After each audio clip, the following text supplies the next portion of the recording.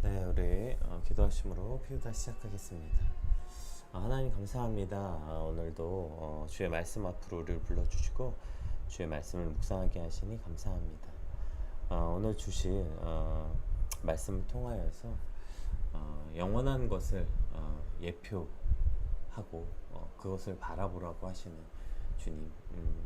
그러나 우리의 유한한 시간은 그 예표한 것을 마치 영원한 것으로 착각하고 그것만 바라보는 어리석음을 발견케 하시고 오늘 장차 없어질 것이 아니라 진짜 영원한 것이 무엇인지, 무엇을 바라보고 살아야 되는지 다시 우리의 마음을 정하고 온전한 예수 그리스도를 바라보는 우리의 삶이 되게 하여 주시옵소서.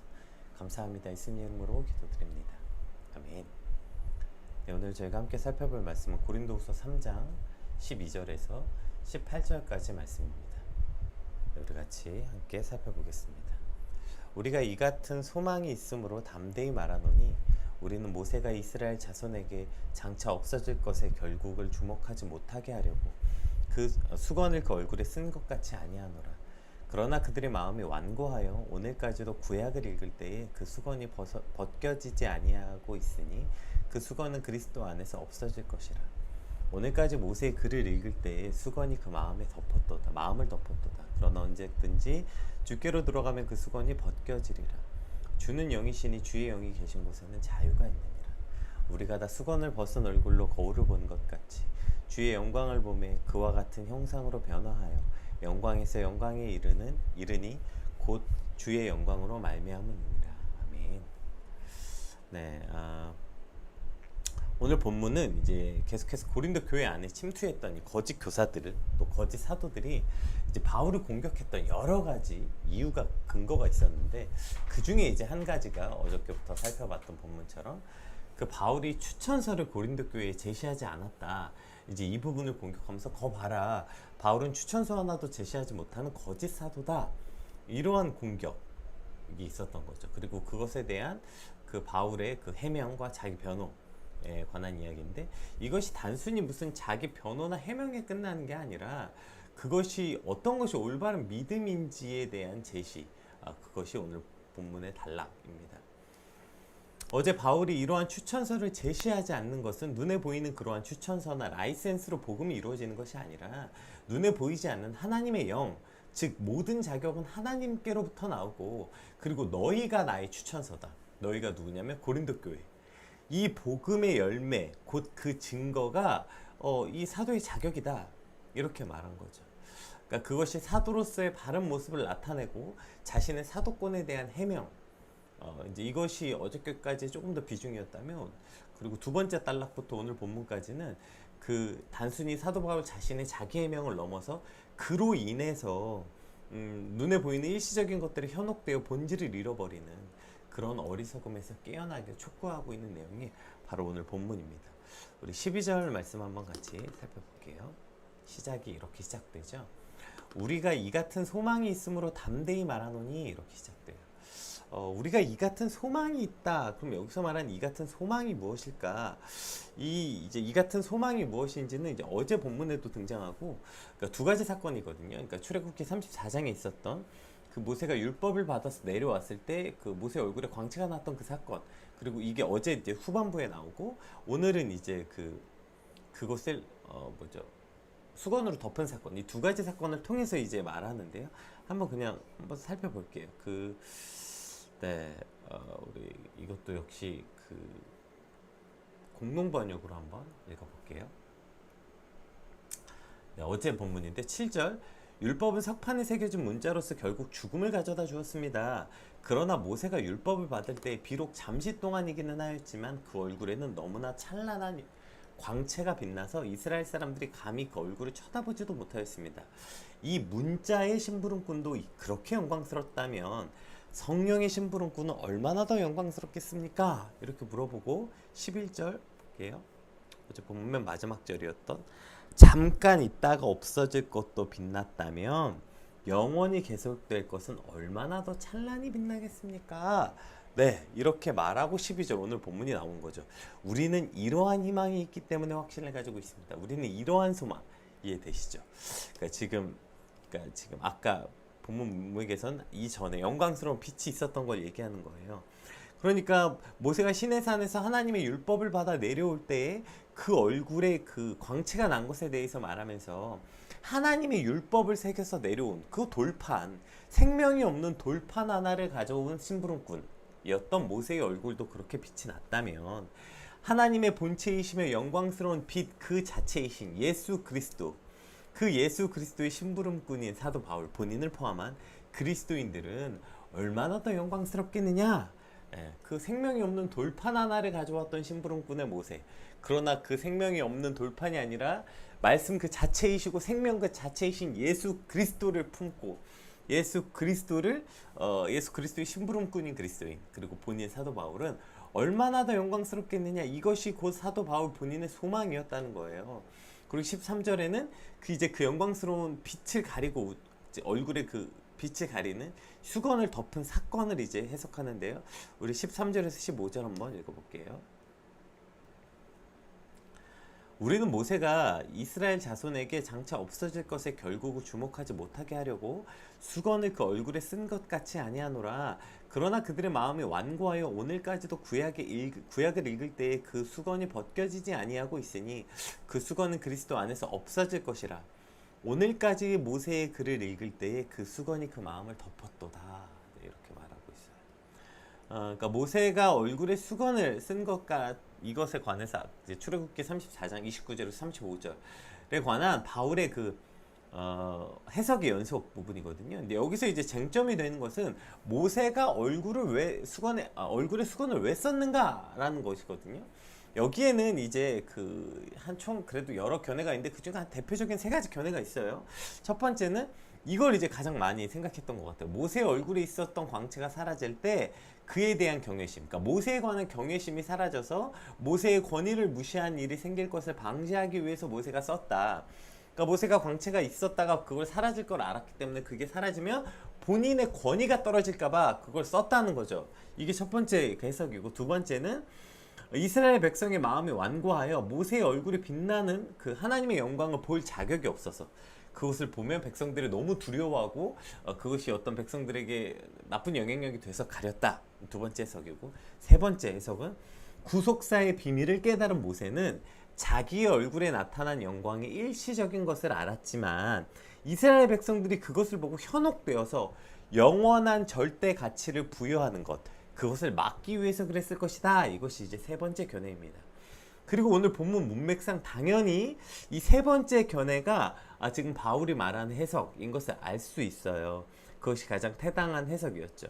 이미 위에서 바울은 이것이 자신의 소망이라고 밝혔잖아요.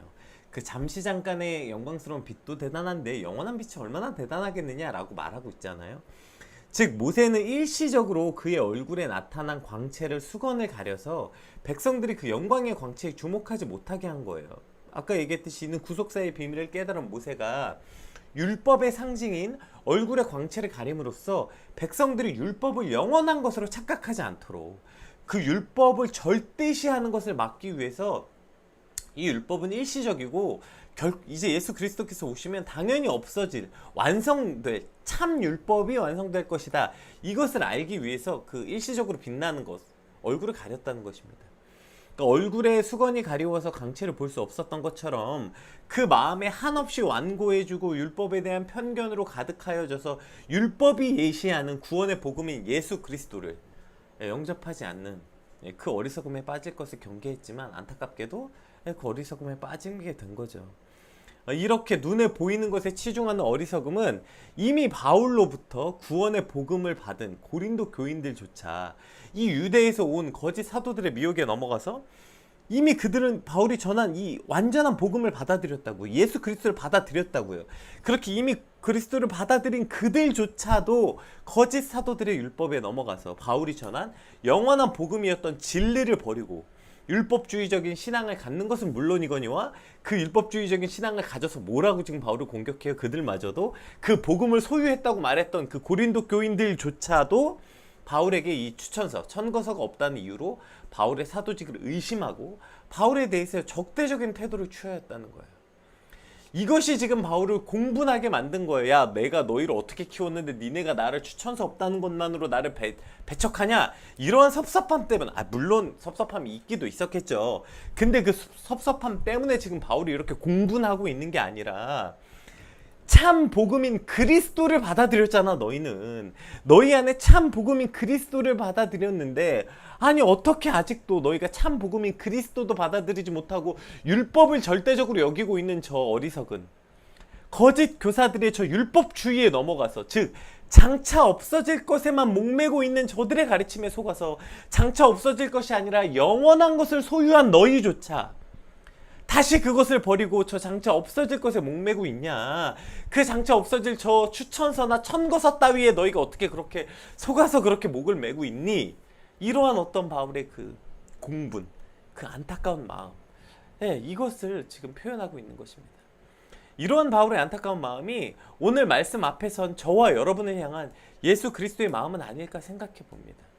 이미 우리 안에 참 생명이신 예수 그리스도, 즉 성령을 받은 거 아닙니까? 우리 안에 참 예수 그리스도의 영이신 성령을 받았고 성령이 우리 안에 거하셨어요. 그래서 거짓 사도, 오늘날 우리에게 거짓 사도는 뭘까요? 당연히 세상의 논리겠죠. 여전히 그 거짓 사도인 세상의 논리에 속아 장차 없어질 것, 그것을 바라보면서 그 영원하지 않은 것들의 목을 메어 살아가고 있는, 왜 그렇게 살아가고 있느냐? 영원한 진리를 너희가 소유했다고 말하면서 왜 영원하지 않은 저 장차 없어질 것들의 목을 메어 살아가고 있냐? 이러한 안타까운 주님의 음성이 오늘 본문을 통해서 우리에게 들려지는 것 같아요.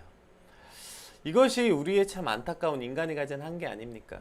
우리가 그런 표현 많이 하잖아요. 달을 가리키면 달을 봐야지. 달을 가리키는 손가락만 보는 것, 이것이 참 인간의 어리석음이다. 이러한 말을 해요. 그런데 이것은 맞는 말이기도 하지만 이것이 너무 단순화되어 있는 것 같아요. 달을 가리키는 손가락을 보면서 달을 상상하는 사람이 어디 있겠어요? 분명히 처음에는 저 손가락이 달을 가리키는 거지 라고 분명히 다 알았을 거예요. 그런데 문제는 뭐예요? 달은 너무 멀어서 잘 안 보여요. 그런데 손가락은 가깝고 강력하거든요. 여러분 지나가다 해보세요. 무엇인가 가리킨다는 것이 얼마나 강력한 힘을 가졌는지. 여러분 그냥 지나가다가 그냥 이렇게 하면 다 속아서 넘어가는 거 아니에요. 그래서 어릴 때 툭툭 치고 이렇게 얼굴 찌르는 거 장난치잖아요. 굉장히 강력하거든요. 무언가를 가리킨다는 것은 손가락 끝으로 저걸 딱 가리키는 순간 굉장히 강력한 힘을 가져요. 가리킨다는 것 자체가. 그러니까 무언가를 제시하고 방향을 이렇게 콕 집는다는 것은 강력한 힘을 가져요. 달이 본질이라는 건 다 알아요. 그런데 그 본질이 너무 멀리 있거든요. 잘 안 보이거든요. 그런데 그걸 가리키는 손가락은 너무 강력하고 그냥 말초적 신경을 자극해요. 그러니까 그 손가락을 볼 수밖에 없는 것, 이것이 인간의 한계라는 거예요. 달을 가리키면 달을 봐야지 어떻게 어리석게 손가락만 보냐. 이것은 너무 이 본질을 희극화, 마치 코미디처럼 너무 유치하게 만들어 버리는 것 같아요. 마찬가지 아닙니까? 우리가 신앙을 가졌어요. 알죠? 우리에게 영원한 생명이 있고요. 영원한 생명이신 그리스도를 바라봐야 되는 거 다 알아요. 이걸 몰라서 손가락 바라봅니까? 이걸 모르는데 어떻게 우리가 그리스도를 믿는다고 말하겠어요? 다 알죠? 그런데 예수님은 보이지 않거든요. 물론 보이는데 보이지 않는 것 같이 느껴지는 순간들이 있어요. 뭐 앞에 그 가리키는 방향을 제시하는 손가락 앞에는 그 그리스도가 너무 멀리 있는 것 같고요. 잘 보이지 않게 되는 것 같죠. 너무나도 간단한 거 아닙니까? 우리가 처음엔 다 알아요. 능력 주시는 이가 그리스도인 걸 알죠. 그래서 능력을 받아요. 그 능력이 손가락 같거든요. 강력하고 말초적이에요. 그래서 이렇게 생각해요. 능력 주신 자가 그리스도죠. 그러니까 예수님 능력 주세요 라고 말해요. 왜냐하면 그 능력의 근원이 예수님인 걸 믿습니다 말해요. 그리고 능력을 받아봐요.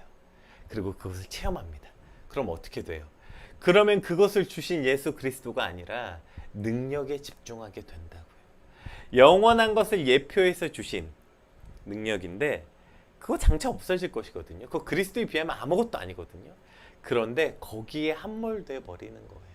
그래서 나중에 어떻게 타협하게 되냐면 아니 능력을 주시는 분이 예수님이시니까 능력을 구하는 거나 예수님을 구하는 거나 그거 같은 거지.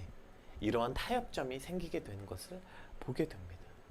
그러다 보니까 나중에 점점 뭐가 없어져요. 예수님은 없게 되고 능력만 남게 되는 거죠. 이것이 우리 삶에 살아가는 어리석음, 장차 없어질 것을 바라보느라고 영원하신 것을 잃어버리는 오늘, 특히 신앙을 가졌다 말하는 이들, 오늘 본문 잘 보세요. 이거 대상자들 이미 복음을 알고 바울이 전한 복음을 그들이 품었다고 말하는 고린도 교회들을 향해서 주신 말씀이에요. 이거 아예 예수님을 모르는 사람들에게 주는 말씀이 아니라고요.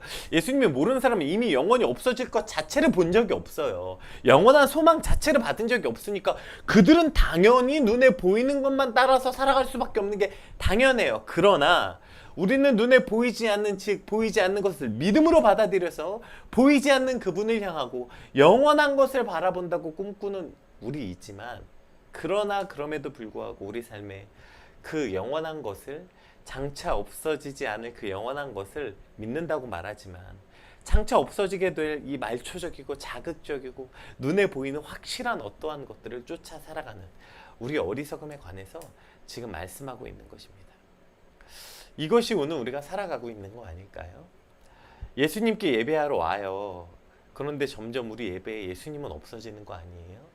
나만 남는 거 아니에요? 내가 위로받았나? 내가 은혜 받았나? 여기서 말하는 은혜는 내가 은혜 받은 느낌을 받았나? 눈물이 났나? 감동이 있었나? 말씀을 통해 무언가 깨달음이 있었나? 그리스도는 없고 내가 무언가를 느꼈나? 나만 남게 되는 거 아닙니까? 주님, 내 인생이 주의 영광을 위해 살게 해주세요 라고 말해놓고 어느새 우리 인생에 그리스도는 없고 나만 남게 되는 거 아닙니까? 어느새 오늘 나의 하루에 예수 그리스도의 본질은 없고 나만 남게 되는 거 아니에요? 결국에 율법이 상징하는 완성체, 그리스도를 그저 율법이 상징한 것 뿐인데 그 진짜 그리스도가 오셨는데 그 그리스도는 믿지 않고 그냥 율법만 붙잡고 있는 어리석음, 이것이 오늘 우리의 삶의 비참함이 아니냐고 지금 오늘 말씀이 우리에게 말하고 있는 거예요. 그리고 그 그리스도께서 오시면 어떤 일이 있습니까? 우리 16절부터 한번 살펴볼게요. 그러나 언제든지 주께로 돌아가면 그 수건이 벗겨지리라. 아멘. 오늘 이 수건이 벗겨지는 오늘 저와 여러분의 하루가 되시길 주님으로 축복합니다.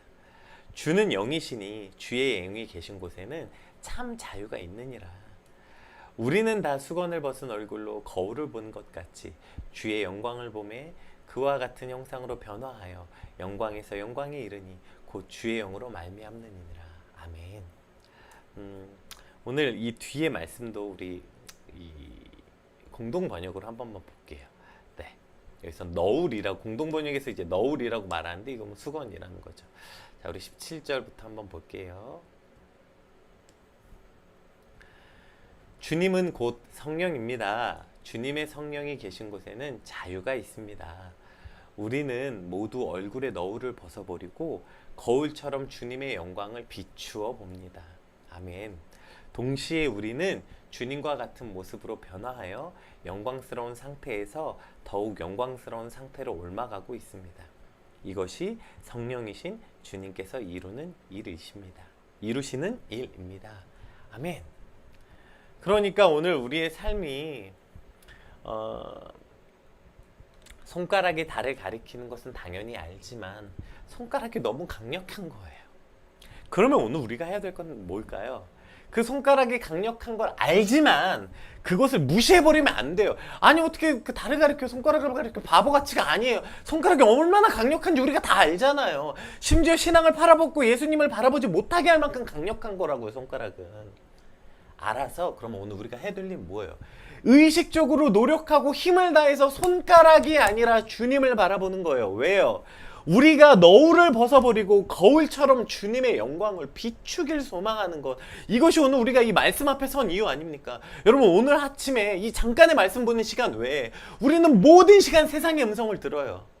모든 시간 손가락을 가리키는 걸 본다고요. 세상을 향해서 이제 출근하고요, 뭐 TV를 틀거나 라디오를 듣거나 모든 음성은 없어질 것, 장차 없어질 것을 소망하게 만든다고요. 우리 마음으로 하여금 예수 그리스도가 아니라 세상을 꿈꾸게 하고 세상의 욕망을 향하게 하고 저것도 갖고 싶고 이것도 하고 싶고 이것도 이루고 싶고 사람에게 인정받고 싶고 이 장차 없어질 것들을 계속 꿈꾸게 하는 것.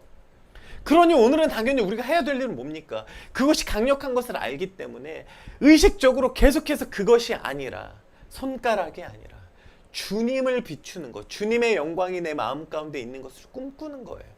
그 너울을 벗어버리고 거울처럼 주님의 영광이 내 안에 비추도록 말씀을 상고하고 묵상하고 주님을 묵상하는 삶, 이것이 오늘 삶에 계속해서 있는 거예요. 그렇게 되면 어떻게 돼요? 우리는 주님과 같은 모습으로 변화해요. 영광스러운 상태에서 영광스러운 상태로 옮아가고 있는 것, 이것이 성령이 오늘 우리 안에 하시는 일이라는 것입니다. 오늘 말씀을 통해서 하나님 계속해서 오늘 하루 이것을 좀 묵상하는 하루가 되었으면 좋겠습니다. 참으로 어리석게도요, 자꾸 심지어 예배 안에서도 놀랍지 않습니까? 예배는 하나님을 위해 드린다고 왔는데 예배를 드리면서도 예배 안에서 뭘 꿈꿔요? 장차 없어질 것들을 소망한다고요. 내가 예배를 드리고 있는데도 인간적인 욕망과 소망이 막 불러일으켜진다고. 이것이 우리의 유한한 어리석음이며 이것이 우리의 소망 없음 아니에요. 그래서 우리가 우리 스스로를 아무리 묵상해봤자 소망이 없다니까요. 나를 아무리 묵상해봤자 소망이 없어요. 그래서 뭘 묵상해요? 영원한 소망이신 예수 그리스도를 묵상하고 그분의 영이신 성령을 묵상할 때, 성령이 나와 함께 하시면 자각할 때, 아, 내 안에 성령이 계시지. 아, 지금 내가 성령과 동행하고 있지. 성령이 오늘 내 안에서 영광스러운 상태에서 영광스러운 상태로 옮겨가게 하시는 그 원동력이 성령에게 있지. 내 안에 성령이 계셔. 내 안에 성령이 동행하고 계셔. 자각하고 말씀을 통해, 기도를 통해, 찬양을 통해, 그냥 우리 삶의 어떠한 방법을 통해서도 계속 주님과 함께 주님을 묵상할 때에 우리는 그 강력한 손가락에서 조금은 벗어나서 더 본질이신 그리스도를 바라볼 수 있게 되는 것입니다. 오늘 받은 말씀 놓고 함께 기도합시다. 하나님, 오늘 우리의 삶이 자꾸 어리석은 그 손가락을 자꾸 바라봅니다.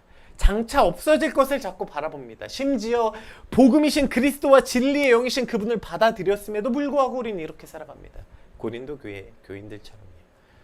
우리 어리석음을 주여 긍휼히 여겨주시고 장차 없어질 것이 아니라 영원한 주님을 종일토록 묵상하고 그 주님을 묵상하기 위해서 오늘 하루를 발버둥치는 그러한 오늘 하루가 되게 하여 주시옵소서. 우리 같이 받은 말씀 놓고 함께 기도하겠습니다. 기도합시다.